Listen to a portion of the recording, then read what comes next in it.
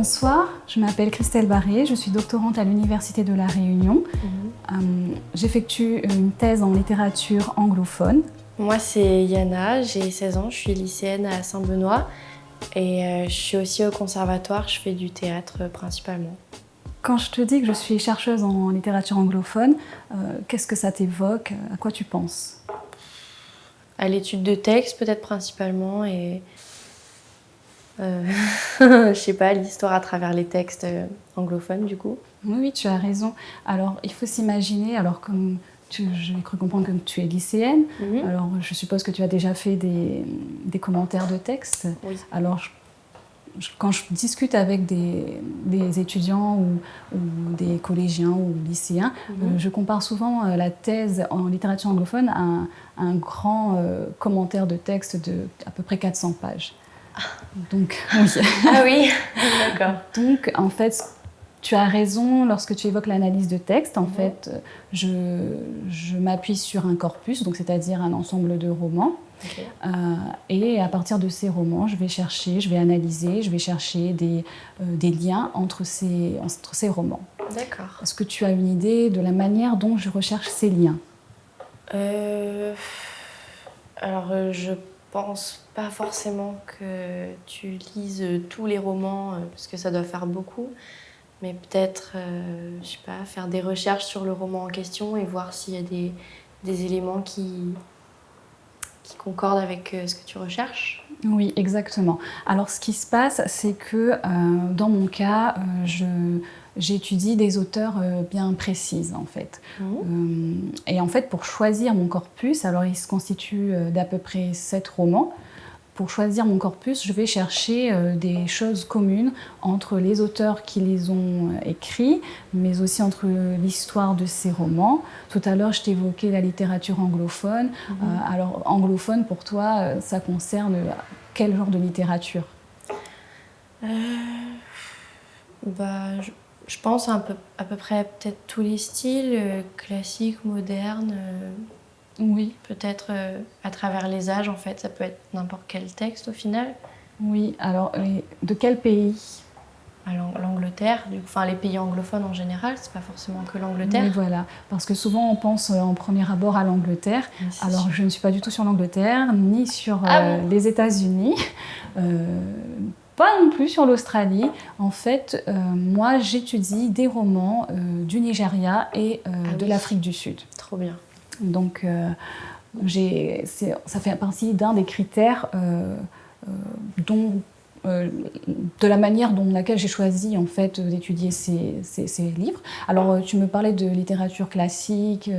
Alors moi, ce sont vraiment des romans, donc des fictions romanesques. Comment j'ai fait le lien? Alors, ce sont des auteurs. Alors, j'ai pas précisé, c'est vrai. Alors, tu vas peut-être voir derrière moi des objets. En fait, c'est vrai que c'est la base de mon travail, bien sûr, mes livres. Alors, ce sont pas des hommes que tu vois sur la couverture. Ouais. Donc, évidemment, je travaille plus sur les romans féminins. C'est trop bien. Donc, les romancières nigérianes et sud-africaines. C'est chouette. C'est cool de s'intéresser un peu plus aux femmes et surtout aux femmes de communautés minoritaires comme les femmes noires du coup. C'est vraiment chouette. C'est ce qui m'a motivée. Ouais, je suis contente que tu le relèves. C'est vrai que je me suis intéressée plus précisément aux représentations de ce qu'on appelle le féminin chez ces romancières. Alors ce sont des romancières contemporaines, parce que voilà, un autre critère qui fait que voilà, on choisit des romans qui concordent plus ou moins alors que des femmes qui ont vécu à une période donnée. Avec des thématiques abordées qui sont quand même assez communes, mais qui comportent quand même des divergences, donc des différences. Elles ne vont pas forcément décrire de la même manière certaines thématiques que j'analyse. Et donc moi, c'est de l'analyse comparée, comme tu disais tout à l'heure. Ok. Et on peut retrouver quel genre de thématique du coup dans ce genre Alors, d'ouvrage? Pour ce qui est de mes ouvrages, comme j'étudie la question du féminin, alors j'aborde la question du genre. Je ne sais pas si tu en as entendu parler, donc la manière dont les genres sont construits. Donc, par exemple, quand on dit un petit garçon, il doit préférer la couleur bleue, une petite fille obligatoirement la couleur rose, ben, c'est pas vrai. Par exemple, moi j'ai des enfants, mon dernier, ce qu'il aime, c'est le rose. Et j'ai eu une réflexion d'ailleurs de ma mère dernièrement qui lui a dit choisis ta fourchette, la rose ou la verte. Il a choisi la rose et elle lui a dit tu es un petit, ben voilà, tu es une petite fille. Tu fais comme les petites filles. Et je lui ai dit non, c'est juste qu'il aime la couleur rose et que voilà. Quand j'étais petite, je jouais bien aux petites voitures. Je suis totalement d'accord. Quand j'étais petite, j'adorais jouer aux voitures. Je passais autant de temps avec mes Barbie qu'avec mes Playmobil. Donc vraiment, moi pareil. Mais ouais. Malheureusement, pas tout le monde voit ça comme ça, donc c'est pourquoi je fais ce travail-là. J'essaie aussi de donner un peu de visibilité à cette recherche-là. Donc, tu m'as demandé quelle thématique. Alors, il y a la thématique de la maternité, il y a la thématique les canons de beauté.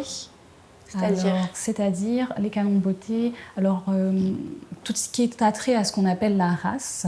Et comment elle va être envisagée au niveau de cette littérature-là. Donc, la couleur de peau.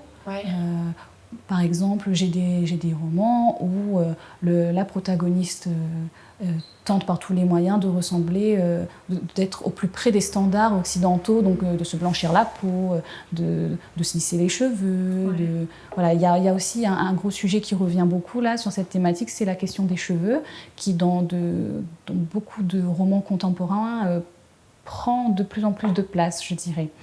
Donc les cheveux frisés, les cheveux lisses, alors le duel entre les deux.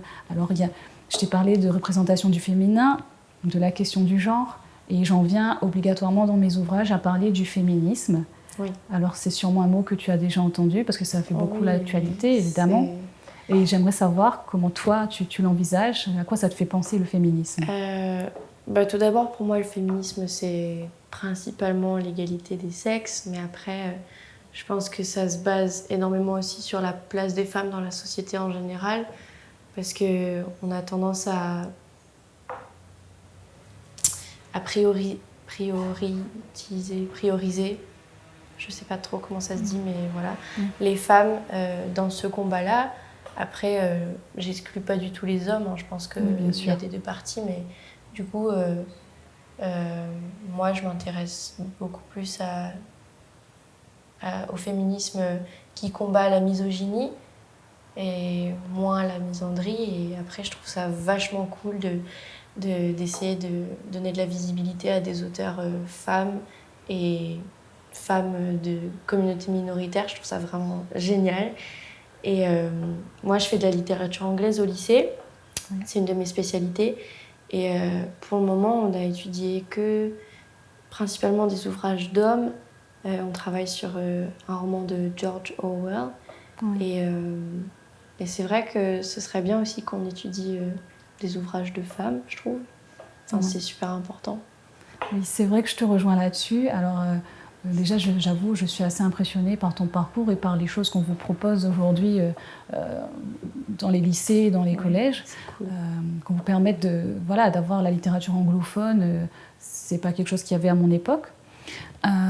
Mais c'est vrai que c'est souvent accentué sur les auteurs masculins, parce que tout simplement, ils font partie du canon. C'est comme ça, c'est le canon littéraire. Et c'est principalement eux. D'ailleurs, pourquoi mes auteurs aussi écrivent sur la femme, tout simplement parce qu'elles remettent en question les écrits précédents d'auteurs masculins qui ont eu une image particulière de la femme dans leurs ouvrages et qui ont eu tendance à la victimiser, à en faire une mère et une épouse à tout prix, passive. Des personnages vraiment cantonnés des rôles dits très féminins, pour le coup. Donc, et comme tu dis, je m'intéresse aux minorités. Alors, il y a aussi les questions sexuelles.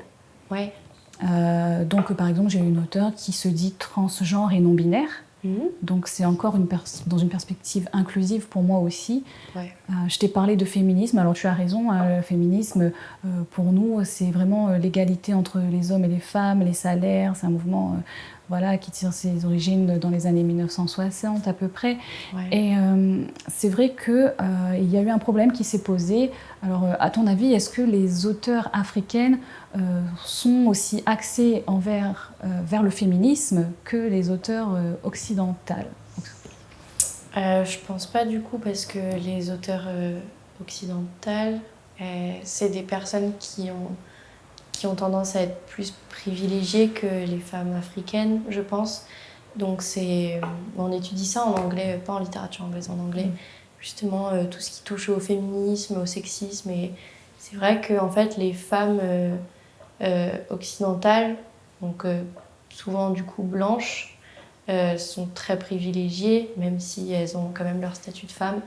Donc c'est pas forcément évident de s'intéresser à des sujets qui les concernent pas personnellement, comme ça peut l'être pour n'importe qui, c'est compréhensible. Oui, alors en fait, il y a alors comment dire ça? En fait, le féminisme, il a de multiples branches, en fait. C'est comme un arbre, vraiment, il y a des branches un peu partout, il y a des courants divers, et pas tout le monde a la même représentation du féminisme. Donc ce qui se passe, en fait, c'est que le féminisme, alors c'était une notion bien belle, c'est l'égalité des femmes, mais en fait, les femmes noires se sont senties vraiment exclues de ce courant-là, qui était pour elles un courant occidental. Ouais. Alors on a des écrivaines quand même qui se disent féministes, on en a d'autres qui n'aiment pas du tout le mot, qui vont essayer d'inventer d'autres termes pour parler de leur féminisme à eux. Ouais. Et alors il y a quelque chose qui revient beaucoup aussi, c'est l'intersectionnalité. Alors c'est en fait un terme qui complète le féminisme pour les femmes noires et qui prend en compte les multiples oppressions dont elles sont victimes.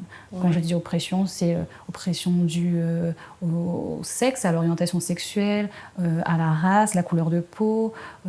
Toutes ces thématiques, en fait, elles expliquent que ce n'est pas qu'une question d'égalité salariale, ça va au-delà, ça va plus loin. Donc moi, je vais voir dans le texte, je vais fouiller un petit peu la manière dont elles écrivent ça, comment elles couchent ça sur le papier. Et donc, c'est vrai que c'est un travail assez ardu, qui demande beaucoup de temps. Je ne sais pas si tu t'imagines combien de temps peut prendre une thèse à peu près ou... Bah, je me dis que ça doit être vachement long et je sais pas trop, mais j'imagine qu'on ne fait pas ça en 2 semaines, quoi. Oui, ça risque d'être un petit peu compliqué, en effet. Alors, c'est vrai que j'en suis à ma 3e année actuellement. Je connais d'autres doctorants parce qu'en sciences humaines c'est un peu particulier, on peut aller au-delà de 4 ans, mais alors vraiment sous condition, on va dire. Donc voilà, moi pour l'instant je suis en 3e année, je ne pourrais pas te dire aujourd'hui combien de temps vraiment ça va me prendre encore en fait. Donc voilà, comme je te disais, il y a vraiment toutes ces facettes à faire ressortir, toutes ces thématiques, toutes les problématiques auxquelles elles sont confrontées, tous leurs combats qui ne sont pas les mêmes.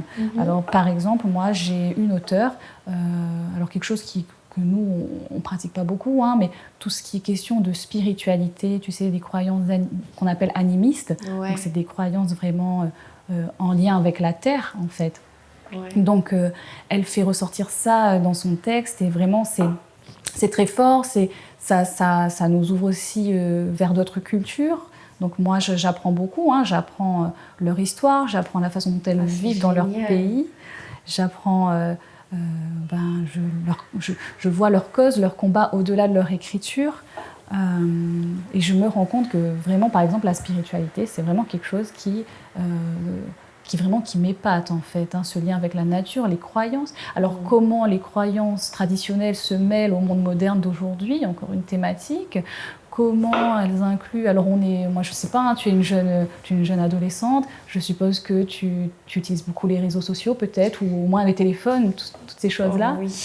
Donc moi j'ai une auteure particulièrement qui va insérer dans son texte des passages de blog de sa protagoniste. Donc rendre un effet moderne dans l'écriture également. Ouais, ça permet vachement de s'identifier au personnage quand tu lis un bouquin, c'est trop bien. Exactement, je pense que c'est le but aussi, qu'on puisse s'identifier. On voit des personnages, on est tous avec nos réseaux sociaux, avec nos téléphones, on a un certain type de vocabulaire, et on le voit dans l'écriture, c'est pas forcément les textes qu'on se représente très bien écrits. Non, on peut être surpris parce qu'à un moment donné, on a des petits passages comme ça, de blog ou de GSM, on va dire, de téléphone portable. Et c'est vraiment écrit en langage SMS pour le coup. Ouais. Donc c'est assez intéressant de comparer comment ces deux styles d'écriture, par exemple, se mêlent en fait. Ouais. Du coup, je trouve ça vraiment super intéressant ce que tu étudies. Et c'est très important, je trouve, comme je l'ai déjà dit, donner de la visibilité et s'intéresser à ces causes desquelles on ne parle pas assez, je trouve, dans la vie de tous les jours. Et merci beaucoup parce que moi, du coup, ça me donne envie d'aller faire des recherches un peu là-dessus. Donc, merci beaucoup et bonne soirée. C'est moi qui te remercie d'avoir été aussi attentive et ça me touche vraiment que tu aies pris ça à cœur, vraiment. Je te remercie vraiment d'être venue et de m'avoir écoutée, d'avoir échangé avec toi. C'était un plaisir.